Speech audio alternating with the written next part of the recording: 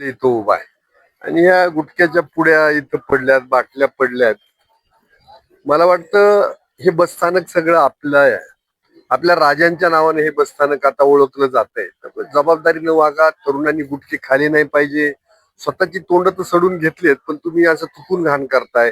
बसस्थानकावर पुड्या फेकताय.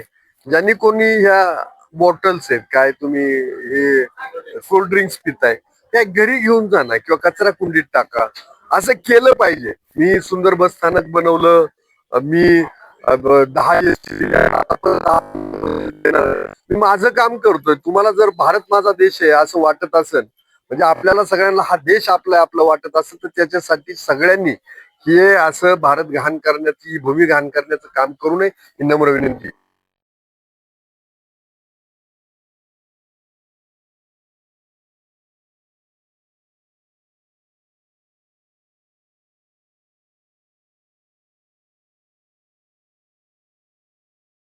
संदेश या ठिकाणी दिला.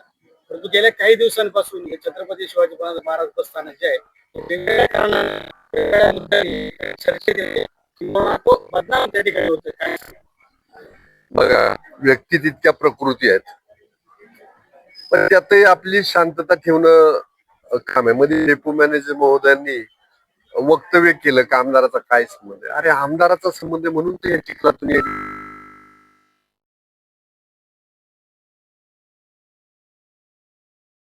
तिथं स्वच्छता राखणं, हे परिसर राखणं ही तुमच्या सगळ्यांची जबाबदारी. कोणाची टपरी उठते, इथं येऊन पडते, कोण काय विकतय, कोण काय विकतय. मला वाटतंय की ह्या बसस्थानकाचा जो परिसर आहे आणि बसस्थानक आहे हे सुंदर राहिलं पाहिजे. आता समजा इथं आपण असं करू की ही डेपो मॅनेजर महोदय आहेत आणि मी एवढं सगळं छान, त्यांचं सुंदर चेहरा आहे, त्यांच्या कपाळावर बावली बांधून ठेवली ती चांगली दिसन का? नाही दिसणार. पण ती बांधायची तर तिकडे कुठंतरी गाडीला बांधा, तिकडे हे करा. तसं म्हणजे ह्या बसस्थानकाच्या परिसरामध्ये कुणी असं करू नका. आणि गुटखा खाऊन जर सापडलं तोंडात गुटखा, तर शासन कारवाई करेल ते तेव्हा करेल, पण मी त्याचं थोबड फोडल्याशिवाय राहणार. म्हणजे ज्या हेतून आम्ही या मातीवरती प्रेम करतोय, तर तुम्ही पण त्या हेतून प्रेम केलं पाहिजे. जर तुम्हाला ह्या अकोले तालुक्यात राहायचं ना, ते गुटखा खाऊन तुम्ही जर धुराळा कराल किंवा दारू पिऊन मारामाऱ्या कराल, तर असलं काही जमणार नाही. म्हणजे महाराष्ट्रात नाही, देशात बातम्या होत्या, मला काही फरक पडत नाही. चांगल्या कामासाठी हातात कायदा घ्यायची वेळ आली तरी घ्यायला कमी करणार नाही. पण सरकारच्या अधिकाऱ्यांची पण जबाबदारी आहे का त्यांनी पण लोकांना शिस्त लावली पाहिजे आणि लोकांनी शिस्त पाळली पाहिजे. धन्यवाद. सर, तुम्ही मगाशी म्हटले की कुठच्या संदर्भाने तुम्ही बोलत होता. गेल्या काही दिवसांपासून दारूबंदी संदर्भात तुम्ही चांगली भूमिका या ठिकाणी तालुक्यात घेतली आणि त्याला चांगला आळा सुद्धा या ठिकाणी बसलाय. तुम्ही या ठिकाणी गुटख्याचं सांगत होता, परंतु अकोले तालुक्याच्या प्रत्येक पानटपरीवर दुकानांमध्ये गुटखा आज गुटख्याला बंदी आहे, मात्र या ठिकाणी गुटखा तालुक्यामध्ये मोठ्या प्रमाणावर मिळतोय.